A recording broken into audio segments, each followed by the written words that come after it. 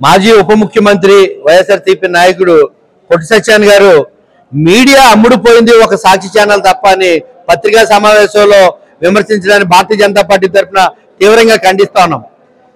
ఒక మీడియా లేకపోతే మీకు రాజకీయ భవిష్యత్తు ఎక్కడుందని అడుగుతా ఉన్నాను. మీడియా వల్లే 30 సంవత్సరాల ఈ రాజకీయ సుదీర్ఘ చరిత్రలో 2 సార్లు ఎమ్మెల్యేగా ఎదిగిన అవకాశం కేవలం మీడియా మాత్రమే కల్పించింది.